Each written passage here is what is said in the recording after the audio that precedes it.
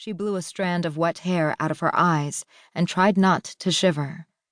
But she was soaked from getting pushed into the Minos River by some boys who'd robbed her. She wanted warm clothes and a bed to sleep on. She didn't want to play this man's game. Crossing her arms, she turned away to ignore him, but he continued speaking. "That means there should be 36 people in this room. But did you count? There are 35. Where is the missing link?" He barely paused for a breath. "You don't know. He's planting a bomb in the rafters. Don't look up. You've only got 20 seconds. I have a job you might be good at. If you come work with me, everyone here will die, but we'll survive. If you don't, you'll die without ever knowing what you could become. Do you want your life to end at 12 years, Aina Solís?" "How do you know my name?" Her fists clenched. A chill crept down her spine. Plenty of bombs went off in Cocine. But what if this were just a lie to get her to follow him? 12 seconds left. The Diamond Guards won't risk their lives to save a street child. 8 seconds left. Her mouth snapped shut. The options were few, but she was cold and hungry, and this man had a job for her. She stood on shaking legs and walked out, the man's presence behind her like a reaper waiting for its reward. In the last 3 seconds, they ran. The chill night wind bit her skin through her wet clothes. Her sprints elongated and her lungs seared. An explosion shattered the night. Aina fell into a pile of snow in a shadowed alley. Bits of wood from the building landed next to her, making her flinch and bite her tongue as her ears began to ring. Screams and the distinctive crackle of flames sounded behind her. The man helped her up. She took a step back, crossed her arms, and narrowed her eyes at him. He was younger than she'd first thought, hardly 18 or 19. Something about him was familiar, but she couldn't figure out what.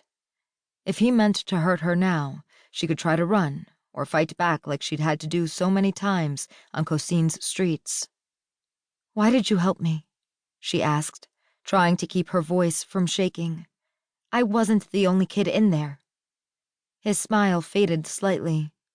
"Because good things don't usually happen to girls who come from nothing." Aina cast her eyes downward. She was already well aware of that. He withdrew a dagger from a sheath inside his jacket. It was the sleekest blade she'd ever seen, with an onyx black handle. A sharp breath stole through her at the sight. He waited patiently, holding it like a gift as she reached out to touch the handle with the tips of her fingers. "Learn how to use this knife, and I'll make you into something."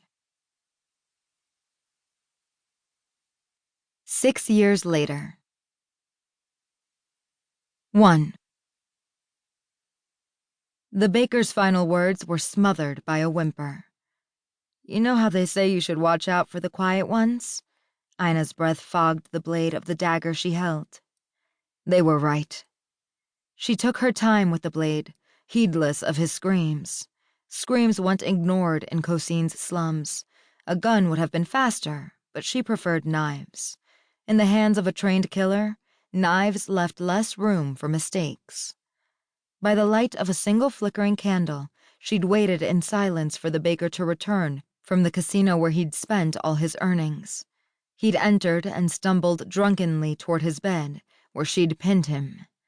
The house smelled like salt and dough, and now blood. The coppery scent no longer bothered her like it had when she first became an assassin. The baker's screams died, leaving the house ghostly quiet as he dropped to the bed with his throat slit like a red smile. Silver moonlight reflected on his blank, glass-like stare.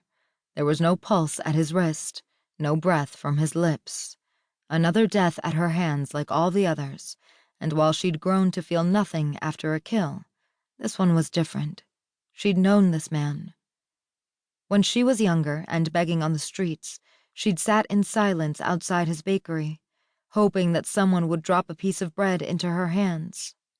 When the hunger finally made her dizzy, she tried stealing bread from a customer. The baker had beaten her with a rolling pin